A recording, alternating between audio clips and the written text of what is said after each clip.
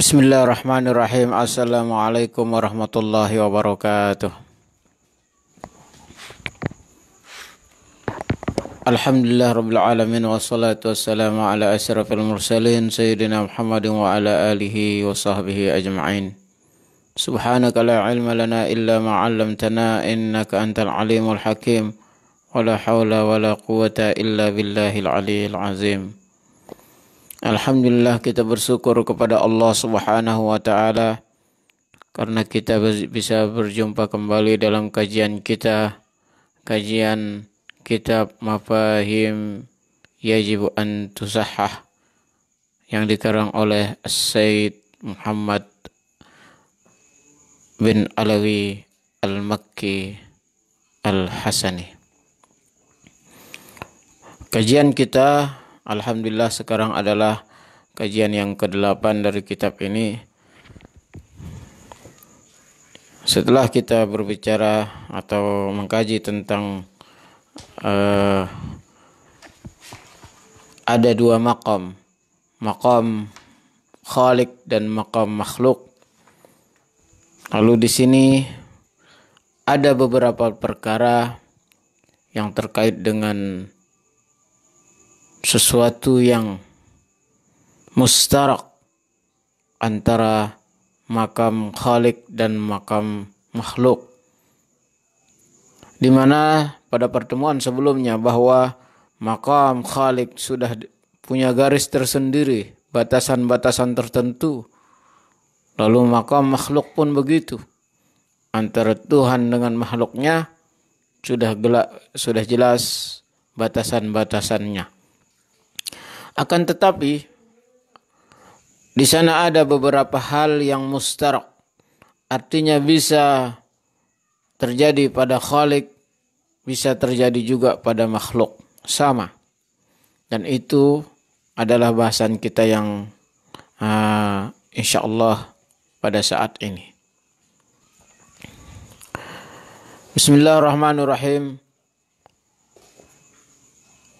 Qala al-musannif rahimahullahu ta'ala wa nafa'ana bi ulumihi wa ulumi asatidina wa masyayikhina wa ulumi ulama'il muslimin fid daraini amin amin ya rabbal alamin.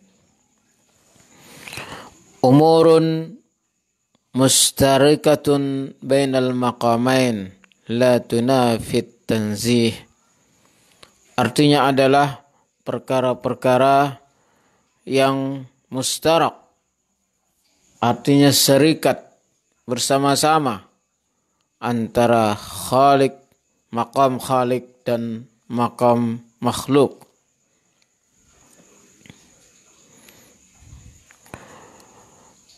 Wa qad akhta'a katsirun minan nasi fi fahmi ba'd al-umur al-mustarakati bainal maqamain. Sungguh sudah banyak orang-orang yang salah memahami antara perkara-perkara yang mustarak antara maqam makhluk dan maqam khalik.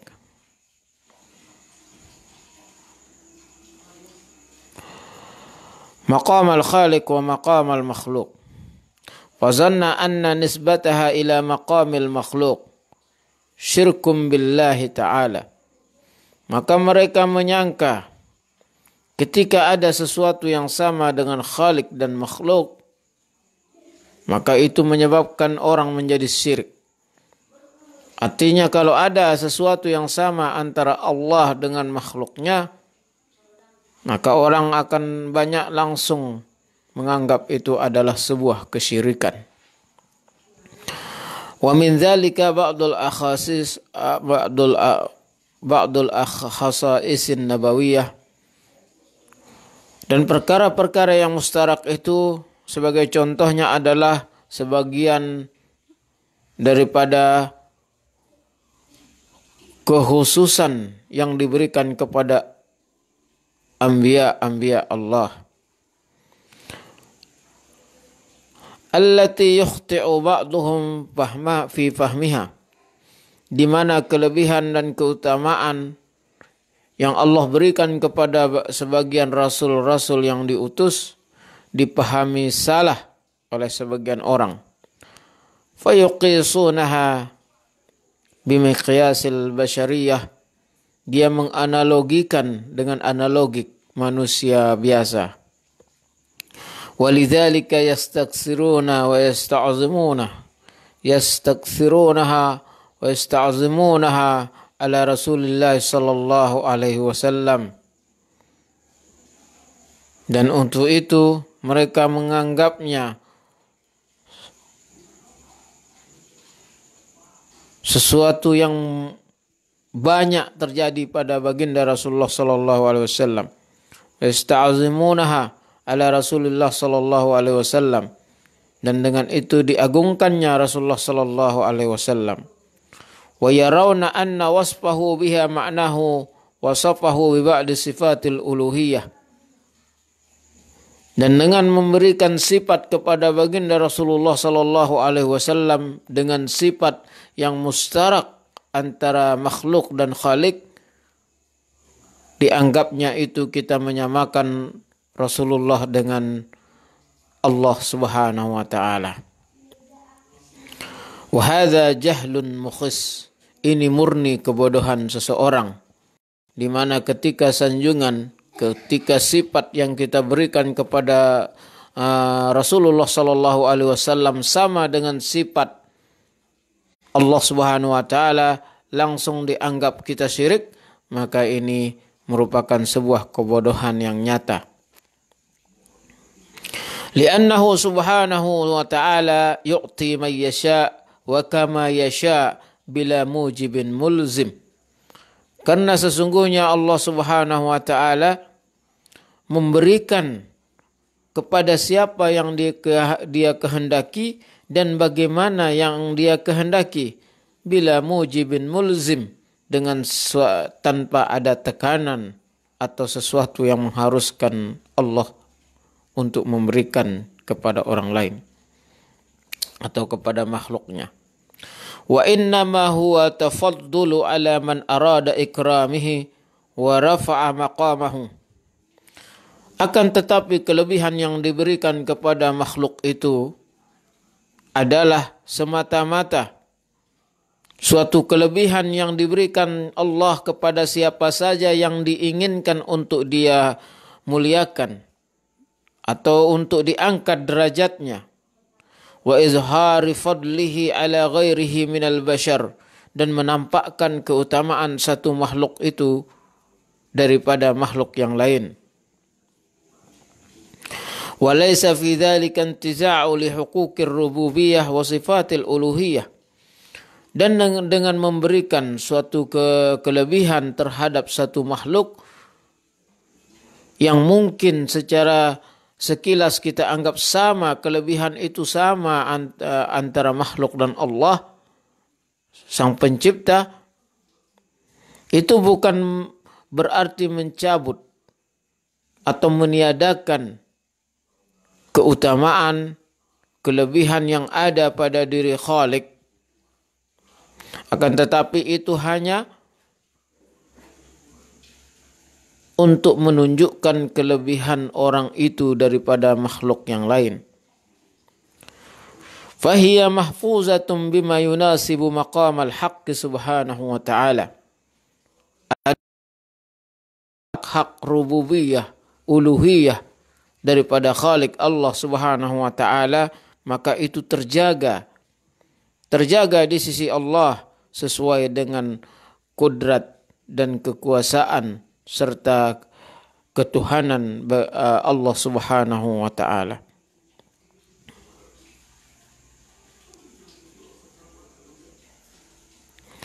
Fayakunu bima yunasibul bashariyah min kauniha wa idza ittasafal makhluqu bi syai'in minha.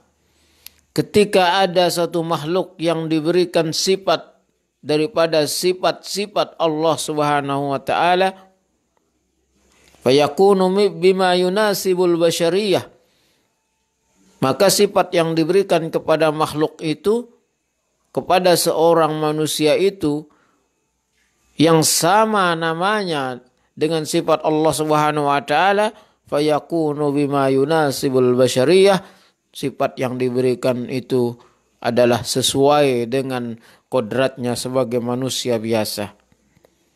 min kauniha mahdudah, di mana sifat itu terbatas, tidak seperti sifat yang ada pada diri Allah Subhanahu wa taala.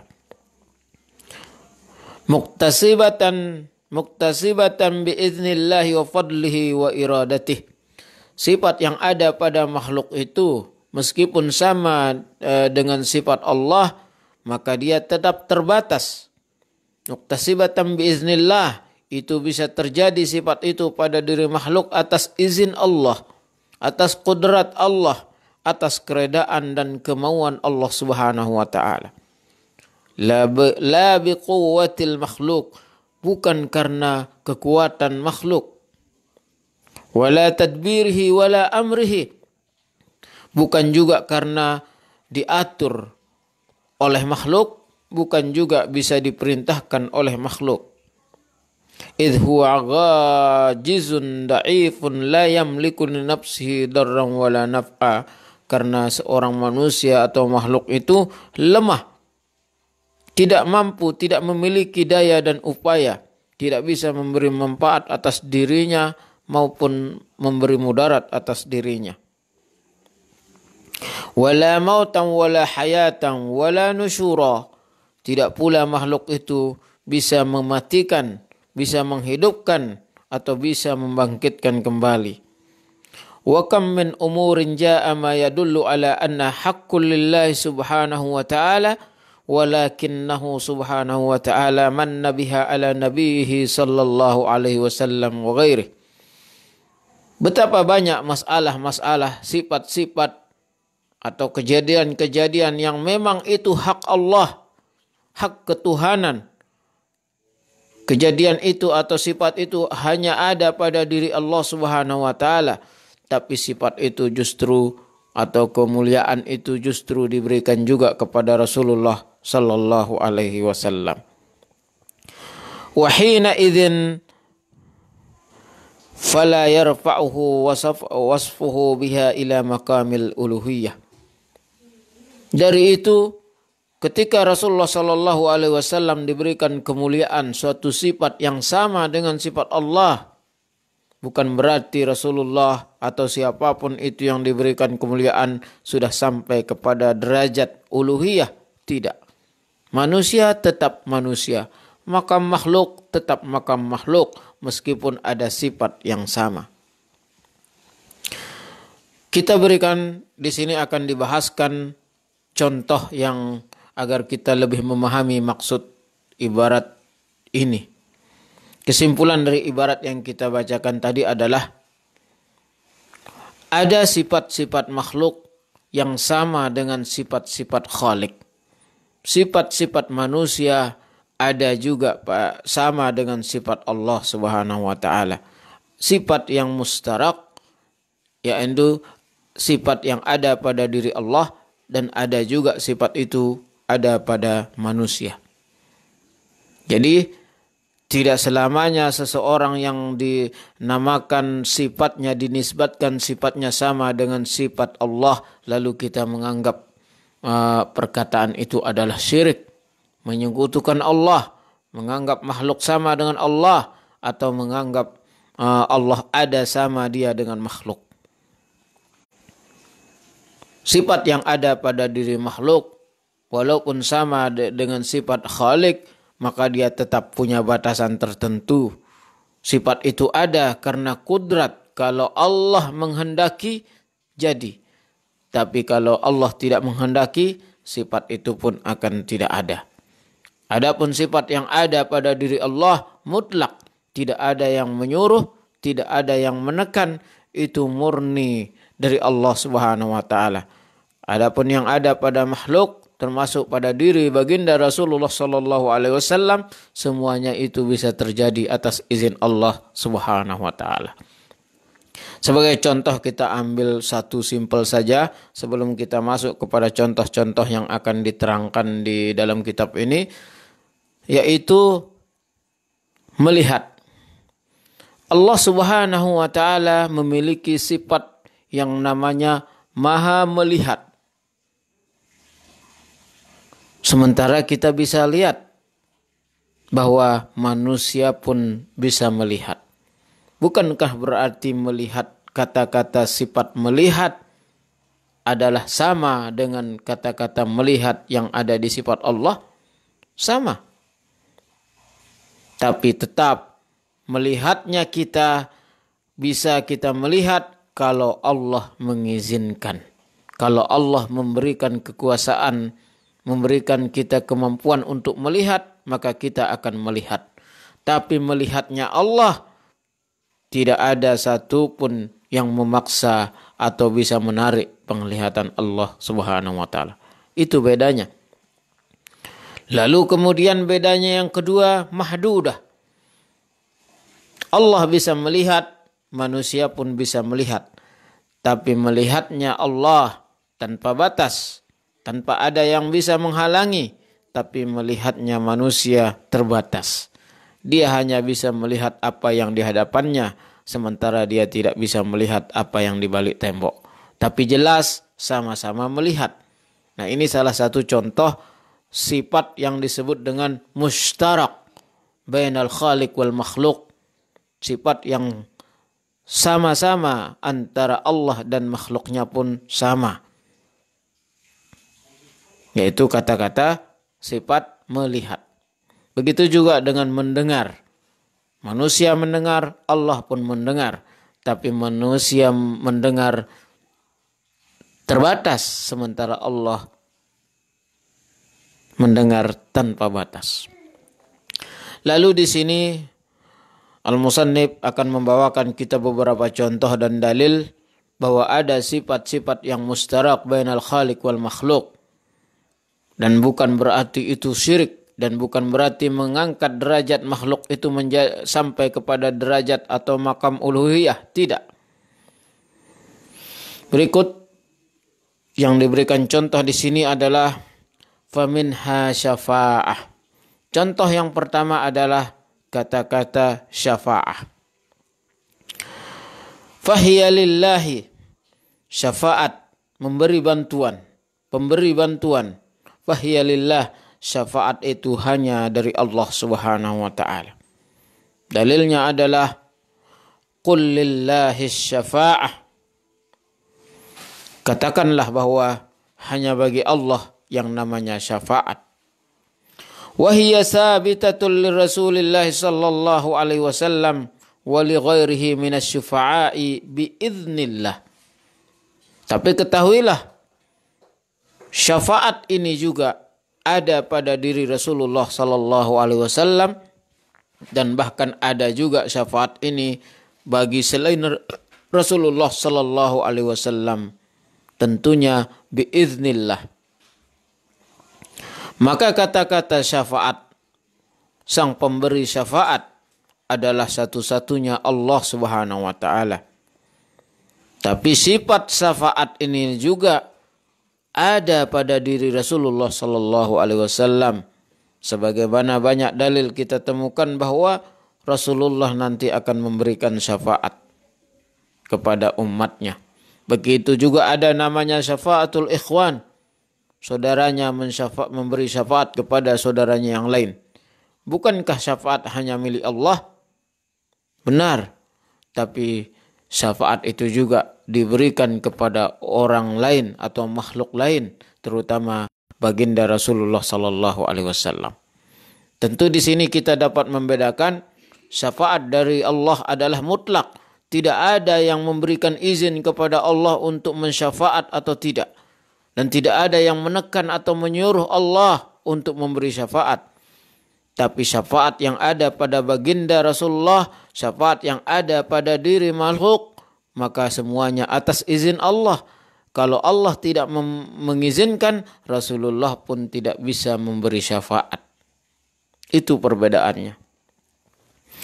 Maka syafaat adalah mutlak milik Allah Subhanahu wa taala. Tapi syafaat juga diberikan kepada baginda Rasulullah sallallahu alaihi wasallam. Dalam sebuah hadis Rasulullah sallallahu alaihi wasallam menjelaskan, utitus syafa'ah, aku diberikan hak untuk memberi syafaat. Kemudian dalam hadis yang lain, ana awwalu syafi'in wa musyaffa', Rasulullah bersabda, aku adalah orang yang pertama kali memberikan syafaat dan aku adalah orang yang pertama kali diterima, diizinkan untuk memberi syafaat. Semua hadis ini menunjukkan bahwa Rasulullah memberikan syafaat. Padahal di dalam Al-Quran juga dengan jelas bahwa qul lillahi syafa'ah. Katakan bahwa syafaat hanya mutlak milik Allah Subhanahu wa taala. Tapi ternyata dengan jelas juga Rasulullah menjelaskan bahwa Rasulullah punya hak untuk memberikan syafaat. Tapi tentu bedanya adalah Allah memberikan syafaat mutlak atas dirinya. Tidak ada yang menekan, tidak ada yang menyuruh. Tapi syafaat yang datang dari Rasulullah tentu itu akan terjadi kalau Allah Subhanahu wa taala mengizinkan. Itulah beda antara syafaat yang Allah punya dan syafaat yang makhluk punya. Seperti syafaat dari Rasulullah, syafaat dari auliyaus salihin, syafaatul ikhwan. Semuanya itu ada. Kata-kata syafaat ada pada diri Allah dan syafaat itu juga ada pada diri makhluk. Wa minha ilmul ghaib. Dan di antara perkara yang mustarak antara makhluk dan khalik adalah ilmul ghaib, mengetahui perkara yang gaib. Sebagai orang beriman, semua kita tahu bahwa tidak ada yang mengetahui perkara-perkara gaib kecuali Allah Subhanahu wa taala. Qul la ya'lamu man fis samawati wal ard al-ghaiba illallah. Katakanlah bahwa di dalam Al-Quran dijelaskan, katakanlah bahwa tidak ada yang mengetahui perkara yang gaib di langit ataupun bumi kecuali Allah Subhanahu wa taala. La ya'lamul ghaiba illallah. Tidak ada yang tahu perkara gaib kecuali Allah Subhanahu wa taala.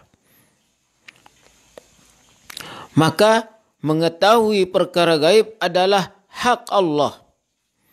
Tapi mengetahui perkara gaib ini termasuk perkara mustarak. Artinya mengetahui perkara gaib mustarak artinya ada pada diri Allah dan ada juga pada makhluk. Tapi tentunya mengetahui yang gaib mutlak kepada Allah dan mengetahui perkara gaib dari makhluk adalah atas izin Allah Subhanahu wa taala. Maka ayat yang mengatakan qul la ya'lamu man fis samawati wal ard al-ghaiba illallah, tidak ada yang mengetahui perkara gaib di langit maupun di bumi kecuali Allah, hanya Allah yang tahu. Wa qad sabata anna Allah ta'ala 'allama nabiyahu minal ghaibi ma 'allamahu. Akan tetapi sudah jelas, sudah sabit, sudah ditetapkan bahwasanya Allah Subhanahu wa taala memberitahu kepada nabinya perkara-perkara yang gaib. Maka Rasulullah pun tahu perkara gaib. Nabi-nabi tahu perkara gaib. Begitu juga para aulia-aulia. Mereka tahu.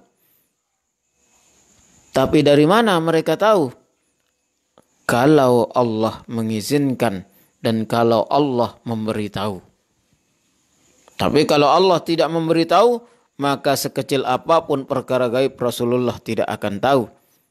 Jadi Rasulullah tahu karena diberitahu oleh Allah Subhanahu wa taala.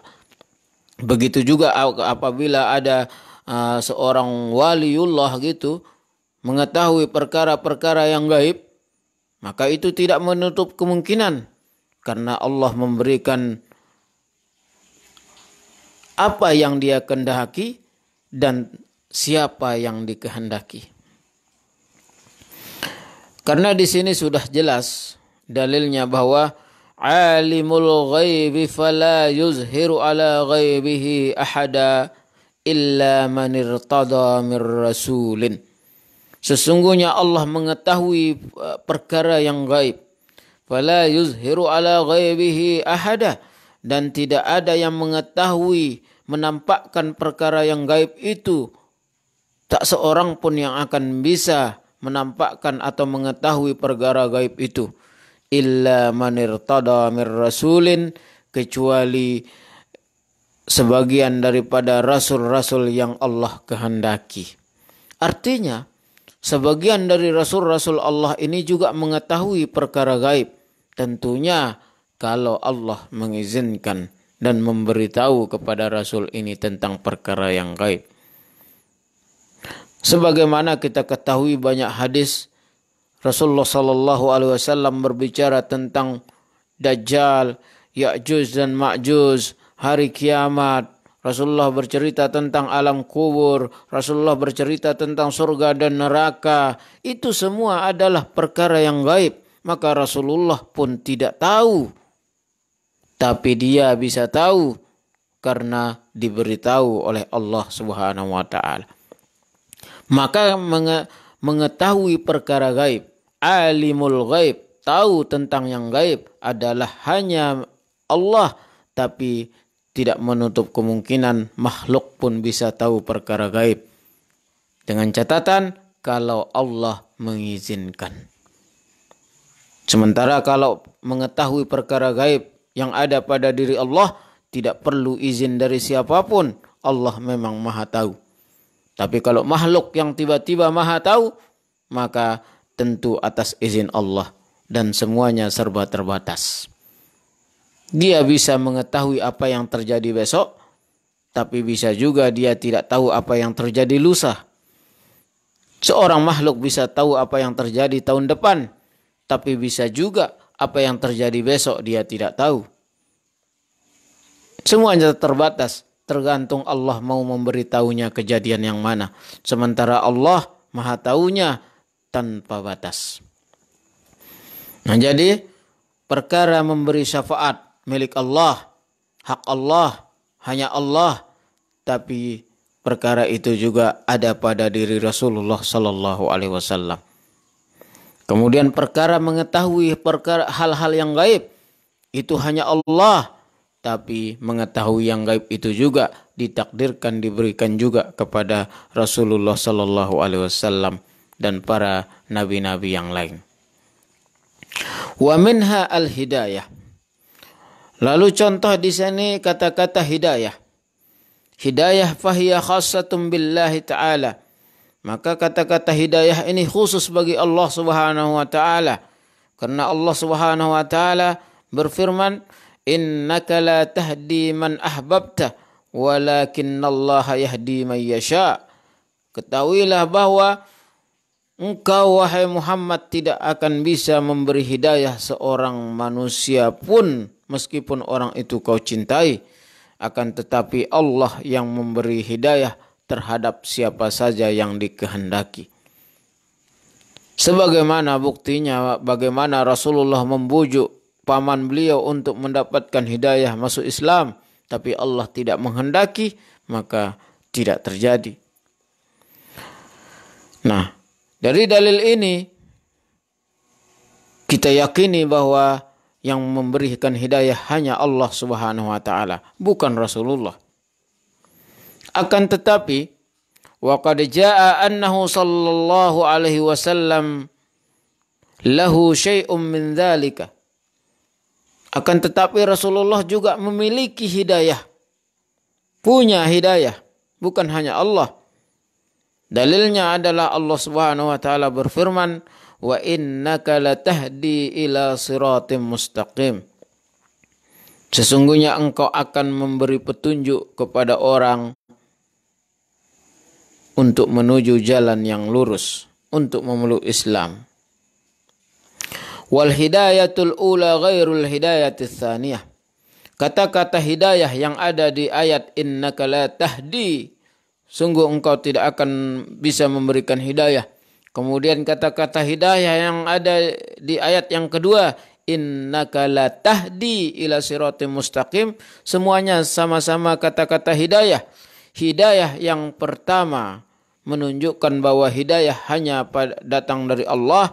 Hidayah yang kedua menunjukkan hidayah bisa datang dari Muhammad sallallahu alaihi wasallam. Wa hadha innama yafhamuhu al-uqala'u minal mu'minin alladhi ya'rifuna al-farqa bainal khaliq wal makhluq. Orang akan bisa paham setelah dia memahami batasan-batasan tertentu antara Khalik dan makhluk. Artinya ketika Allah memiliki sifat memberi hidayah, lalu ada ayat yang mengatakan bahwa Muhammad juga memberi hidayah, tak seorang pun yang berakal sehat daripada orang muslim akan mengatakan bahwa Nabi Muhammad itu tidak memberi hidayah. Kalau kita mengatakan Muhammad bisa memberi hidayah maka kita syirik, maka itu ungkapan orang-orang yang bodoh. Karena makna adalah Muhammad bisa memberi hidayah, artinya Muhammad bisa memberi hidayah atas izin Allah. Sementara Allah memberi hidayah bukan atas izin siapa-siapa. Dan itu tidak perlu dijelaskan karena orang sudah paham. Jadi walaupun Allah melihat, si Muhammad melihat, apakah berarti itu menyamakan Allah? Hanya dengan kata-katanya yang seperti itu. Tentu kalau ada orang mengatakan bahwa orang yang berkata Allah melihat, Muhammad pun melihat, mereka berarti sama. Kalau ada orang berkata begitu berarti orang itu benar-benar bodoh. Karena sebodoh-bodoh orang yang beriman kepada Allah, tentu dia tahu Allah melihat, Muhammad melihat, kata-katanya boleh sama, tapi maknanya dalam hati mereka sudah paham bahwa melihatnya Allah beda dengan melihatnya Muhammad. Taunya perkara gaib Allah beda dengan taunya Muhammad dengan perkara gaib. Walaula dzalika lahtadu ay yaqula wa innaka la tahdi hidayatan irsyad. Kalaulah sebenarnya untuk orang yang tidak memahami dengan baik makna-makna di dalam Al-Quran, andainya orang-orang Islam tidak akan mengenal kepahaman bahasa yang begitu mudah di dalam Al-Quran, tentu akan dijelaskan bahwa innaka la tahdi ay hidayatan irsyad. Maksud hidayah di dalam ayat yang kedua itu adalah irsyad, memberi pelajaran, menuntun orang-orang untuk mendapatkan hidayah. Au ayyaqula innaka la tahdi hidayatan ghaira hidayatina, atau hidayah-hidayah itu akan ada kata-kata selanjutnya. Misalnya innaka la tahdi hidayatan ghaira hidayatina. Hai Muhammad, sesungguhnya engkau akan memberikan hidayah ghaira hidayatina, tapi tidak hidayah seperti kami. Walakin kullu dzalika lam yahsul, tapi kalimat itu yang dua itu, keterangan tentang hidayahnya Allah, hidayahnya Muhammad adalah hidayah, maksudnya adalah menuntun, bukan hidayah seperti hidayah Allah. Atau kata-kata sesungguhnya engkau akan memberi hidayah, tapi bukan seperti hidayahnya yang datang dari Allah. Tapi kata-kata keterangan itu tidak ada. Bal athbata lahu hidayatun mutlaqatun bila qaidin wala syart. Kata-kata hidayah di sana mutlak, tidak ada ikatan apapun. Innaka la tahdi, engkau akan memberi hidayah. Kemudian yang ayat yang pertama, innaka la tahdi, engkau tidak sama sekali tidak bisa memberi hidayah. Di sini dapat kita pahami berarti li'annal muwahhida minha ma'syaral mukhatibin min ahli al-Islam yafhamu ma'anil alfaz wa yudrikul ikhtilafi madlulatiha bin nisbati laha lima udifa ila Allah wa bin nisbati lima udifa ila Rasulillah sallallahu alaihi wasallam. Ini semua di dalam Al-Quran tidak perlu dijelaskan. Hidayahnya Rasulullah beda dengan hidayahnya Allah. Melihatnya Rasulullah beda dengan melihatnya Allah. Melihatnya, mendengarnya Rasulullah, mengetahuinya Rasulullah beda dengan mengetahui dan mendengarnya Allah. Tidak dijelaskan seperti itu. Kenapa? Karena orang yang berakal baik sudah paham mengerti batasan-batasan antara makhluk dan Khalik. Melihat, mendengar Allah beda dengan melihat, mendengarnya makhluk. Dan mereka memahami kata yang dinisbatkan kepada Allah Subhanahu wa taala dan kata yang dinisbatkan kepada Rasulullah sallallahu alaihi wasallam. Maka di sini terjadi sering banyak salah paham ketika kita temukan beberapa selawat yang mengungkap atau sanjungan kepada baginda Rasulullah sallallahu alaihi wasallam seakan-akan kalimat itu sama dengan sifat Allah Subhanahu wa taala, lalu dikatakan salawat atau bacaan itu syirik, salawat dan bacaan itu bid'ah, mengandung kesyirikan. Mereka lupa bahwa ada sifat yang khas bil khalik dan khas bil makhluk dan mustarak antara khalik dan makhluk. Kita ambil contoh seperti banyak orang menganggap syirik salawat nariyah. Allahumma salli salatan kamilatan wa sallim salaman tamman ala Muhammadin alladhi tanhallu bihil uqad wa tanfariju bihil qurab wa tuqda bihil hawaij wa tunalu bihil raghaib, dan seterusnya. Yang artinya adalah bahwasanya salawat dan salam atas junjungan alam Nabi besar Muhammad sallallahu alaihi wasallam yang tanhallu bihil uqad, terbuka dengannya Rasulullah sesuatu yang terikat, simpul tali yang kerukut bisa dibuka. Wa tamfariju bihil qurab, malapetaka bisa dibuka, bisa terlepas dari malapetaka karena Rasulullah sallallahu alaihi wasallam, dan seterusnya. Lalu mereka mengatakan bahwa yang bisa menyehatkan orang, bisa melepaskan orang dari masalah adalah Allah, bukan Rasulullah. Ini menunjukkan kebodohan mereka dalam memahami kata-kata. Kenapa? Karena di sini sebagaimana sudah dijelaskan, Allah juga melihat, Rasulullah pun melihat. Kenapa kita tidak dikatakan syirik?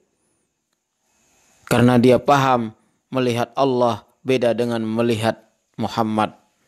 Begitu juga dengan berkat Rasulullah sallallahu alaihi wasallam, orang susah bisa senang, orang sakit bisa sembuh. Kita ketahui bahwa yang menyembuhkan hanya Allah, yang menyenangkan orang hanya Allah. Tapi ketika kita mengatakan Muhammad menyembuhkanku, Muhammad menyehatkanku, Muhammad menghilangkan gundah gulanaku, Muhammad mengangkat malapetaka dariku, orang akan paham maksudnya adalah dengan bijah, dengan kemuliaan Rasulullah, malapetaka yang terjadi padaku terangkat. Sakit yang ada pada diriku menjadi hilang, gundah gulana yang ada padaku jadi lenyap karena Muhammad. Bukan Muhammad yang mendatangkan manfaat atau mudarat, tapi Allah memberikan itu melalui perantara Muhammad sallallahu alaihi wasallam. Jadi sangat keliru ketika ada orang mengatakan, "Ya Rasulullah, isfini." Rasulullah sembuhkan aku. Itu berarti syirik? Tidak. Rasulullah bisa menyembuhkan orang, bukan berarti Allah Tuhan, tapi orang yang berakal sehat dia akan paham menyembuhkan yang dinisbatkan kepada Muhammad sallallahu alaihi wasallam beda dengan menyembuhkan yang dinisbatkan kepada Allah Subhanahu wa taala. Menyembuhkan Allah tanpa disuruh, tanpa aturan dan tanpa tekanan, dan tanpa ada izin dari siapapun. Tapi menyembuhkannya Muhammad terhadap sakit orang, itu semua atas izin Allah. Dia tidak akan bisa menyembuhkan, dia tidak bisa akan menyegarkan, menyenangkan orang lain, kecuali atas izin Allah. Sementara Allah tidak butuh izin dari siapapun. Jadi orang-orang yang berpikir dengan sehat, dia akan memahami perkataan suatu sifat yang dinisbatkan kepada Allah atau yang dinisbatkan kepada Muhammad. Meskipun kalimat yang dinisbatkan itu sama, tapi orang akan paham bahwa kata yang dinisbat kepada Allah beda dengan kata yang dinisbatkan kepada makhluk. Wa naziru hadza ma jaa fil Qur'ani min wasfi Rasulillah sallallahu alaihi wasallam birra'fati warahmati. Hal ini juga dapat kita lihat redaksi yang ada di dalam Al-Qur'an, di mana Allah Subhanahu wa taala memberikan Allah sallallahu alaihi wasallam sama dengan sifat beliau. Maka tidak mungkin ketika kita menyebut sifat Muhammad sama dengan sifat Allah langsung kita katakan syirik, tidak.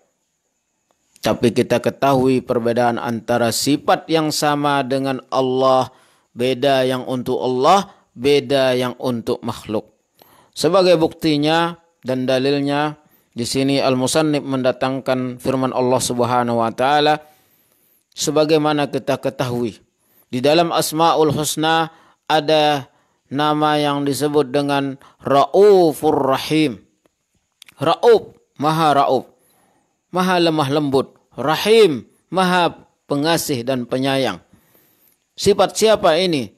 Bismillahirrahmanirrahim. Rahim, sifat Allah Subhanahu wa taala. Wallahu ra'ufum bil ibad. Allah maha lembut, maha lemah lembut, maha belas kasih kepada hamba-hambanya. Rauf, sifat Allah. Rahim, sifat Allah. Lalu ketika Nabi Muhammad kita sifatkan dengan nama sifat yang sama, apakah kita syirik? Tidak. Karena raufnya Allah beda dengan raufnya Muhammad sallallahu alaihi wasallam. Sebagai bukti adalah di dalam ayat Al-Quran Allah Subhanahu wa taala berfirman dalam surah At-Taubah ayat 182 yang berbunyi yang akhirnya mengatakan bil mu'minina raufur rahim. Seperti kalau enggak salah ini laqad ja'akum rasulun min anfusikum azizun 'alaihi ma anittum harisun 'alaikum bil mu'minina raufur rahim. Apa artinya? Sungguh telah datang kepada kalian seorang rasul. Laqad ja'akum rasulun min anfusikum, seorang rasul datang kepada kalian Muhammad sallallahu alaihi wasallam. Laqad ja'akum rasulun min anfusikum azizun. Azizun. Sifat siapa itu? Aziz. Allah.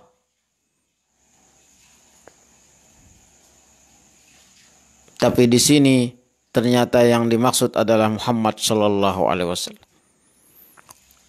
Harisun alaikum. Haris, siapa haris? Allah Subhanahu wa taala Maha menjaga. Tapi di sana bukan untuk Allah, tapi untuk Muhammad sallallahu alaihi wasallam. Alaikum bil mu'minina raufur rahim. Kepada orang-orang beriman raufur rahim, dia lemah lembut dan dia berkasih sayang. Masya Allah, raufur rahim adalah sifat Allah. Tapi di dalam Al-Quran ternyata raufur rahim juga dinisbatkan bagi Muhammad sallallahu alaihi wasallam. Maka ketika kita mengatakan bahwa Nabi Muhammad rauf, Nabi Muhammad rahim, bukan berarti kita syirik. Karena satu yang kita pahami sebagai orang yang berakal sehat dan orang-orang mukmin, raufnya Allah dan raufnya Muhammad, rahimnya Allah dan rahimnya Muhammad berbeda. Raufnya Allah maqamul khaliq, raufnya Muhammad maqamal makhluk.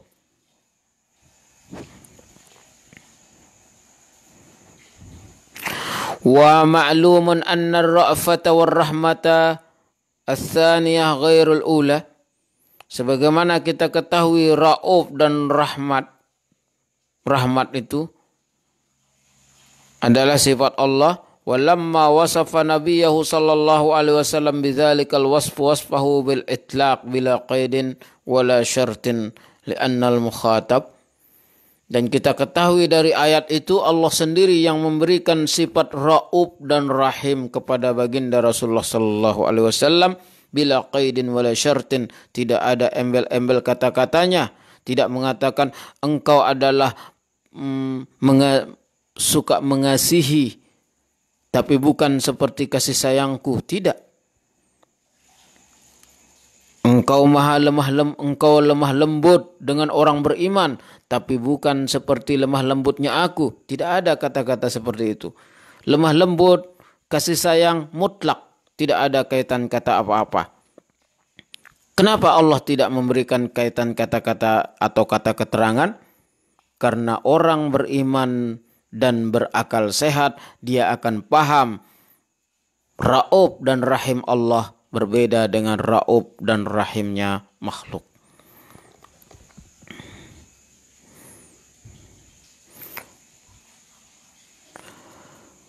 Li'anna al-mukhataba wa huwa muwahhid mu'minun billah. Karena yang dilawan bicara di sini adalah Muhammad, seorang yang bertauhid, beriman kepada Allah. Ketika Allah mengatakan aku Rahim, anta Rahim, aku ini berkasih sayang, aku menyayangi, engkau pun menyayangi. Rasulullah tidak komplit. Sifat itu adalah sifat engkau ya Allah, jangan engkau berikan kepadaku. Tidak. Kenapa? Karena seorang Muhammad paham arti lemah lembut bagi diri Allah beda dengan lemah lembut yang ada pada diri beliau. Dan begitu juga kaum muslimin yang imannya baik dan akalnya sehat, dia akan paham bahwa Allah punya sifat kasih sayang, manusia pun punya kasih sayang. Tidak bisa dipungkiri. Kita lihat seorang ibu bagaimana kasih sayangnya kepada anaknya. Bukankah itu namanya kasih sayang? Dia rela tidak makan demi anaknya.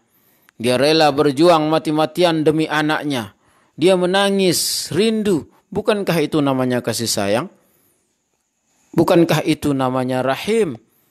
Bukankah itu namanya Rauf? Tapi kasih sayang kita kepada anak kita tidak sama seperti kasih sayang Allah. Kasih sayang kita terbatas, sementara Allah tidak punya batas apapun. Jadi tidak perlu kita ketika ada orang berbicara kepada makhluk lalu serupa katanya seperti katanya kepada Allah, langsung kita anggap syirik, tidak. Karena orang paham kata-kata yang dituju kepada Allah beda dengan kata-kata yang dinisbatkan kepada makhluk.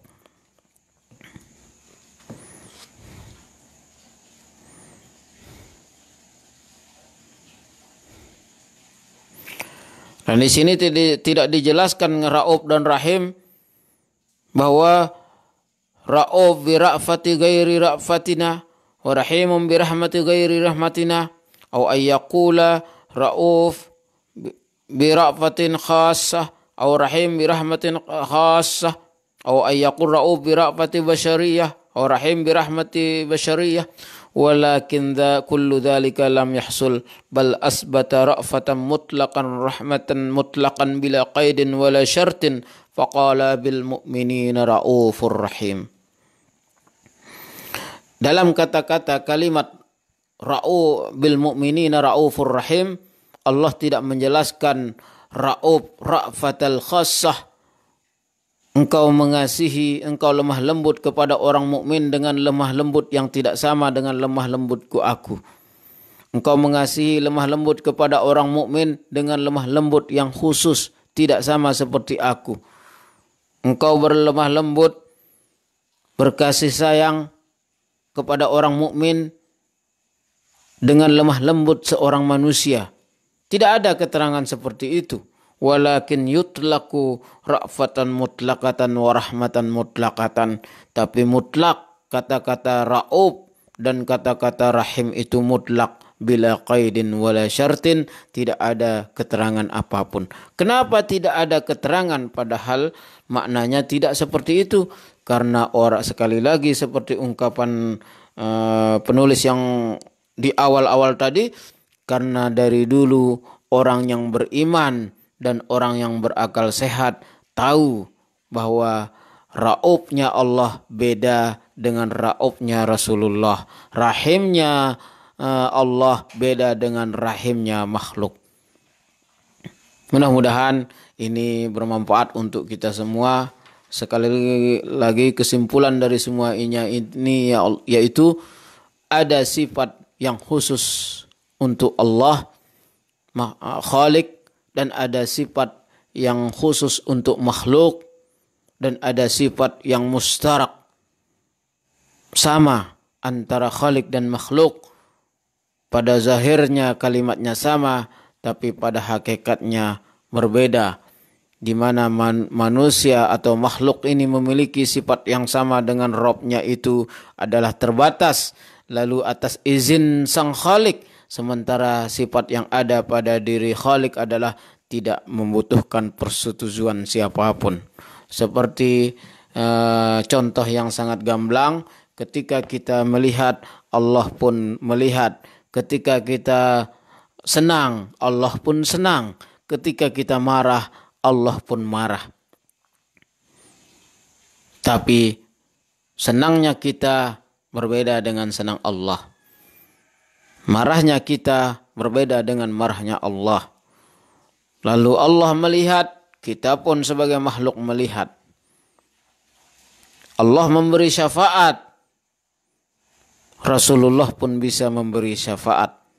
Kita pun bisa memberi syafaat. Sebagaimana dalam sebuah hadis yang menjelaskan bahwa seorang yang hafal Quran bisa memberikan syafaat kepada 70 keluarganya. Bukankah itu berarti memberi syafaat? Lalu ketika kita bisa memberikan syafaat, apakah berarti kita sama seperti Tuhan? Tidak. Kemudian Allah Maha kasih sayang. Kita pun sangat kasih sayang, terutama kepada orang yang kita cintai. Kita sayang kepada anak, Allah sayang juga kepada makhluknya. Tapi sayang kita tidak sama seperti sayang Allah. Mudah-mudahan ini kita pahami dengan baik. Inti daripada tujuan ibarat agar kita jangan sedikit-dikit menganggap orang syirik, menganggap orang kafir, menganggap orang menyamakan makhluk dengan Allah, menyampaikan atau meratakan nisbat derajat Rasulullah dengan Allah, ketika kita mengatakan bahwa Rasulullah bisa mengobati, Rasulullah bisa melihat sesuatu yang tidak dilihat oleh manusia biasa. Ketika orang mengetahui apa yang terjadi besok, ini sangat banyak yang terjadi. Ketika ada seorang ulama, waliullah, dia tahu apa yang terjadi besok. Lalu kita langsung tidak percaya dan menganggap orang itu syirik. Wah, itu ulama baru jadi kiai sudah menganggap dirinya Tuhan. Dengan berdalilkan la ya'lamul ghaiba illallah. Tidak ada yang tahu yang gaib kecuali Allah. Tidak serta-merta. Kecuali orang itu mengatakan bahwa saya tahu apa yang terjadi besok karena saya memang tahu. Tapi kalau dia menyandarkan ketahuannya karena izin dari Allah, maka tidaklah syirik. Karena tahu orang itu tentang apa yang terjadi besok, dengan tahunya Allah, jelas jauh berbeda antara maqam Khalik dan maqam makhluk. Mudah-mudahan kita dimudahkan Allah Subhanahu wa taala untuk memahami kata-kata ini sehingga kita tidak terjerumus ke dalam orang yang sedikit-dikit menganggap orang syirik, sedikit-dikit menganggap orang masuk ke dalam golongan kafir, sehingga kita tidak sedikit-dikit hanya dengan ungkapan seseorang kita anggap orang itu kufur, keluar dari agama. Wal'iyazubillah. Mudah-mudahan ini semua bisa membuka pikiran kita. Kurang lebihnya saya mohon maaf. Wallahul muwaffiq wal hadi ila sabilir rasyad. Wassalamualaikum warahmatullahi wabarakatuh.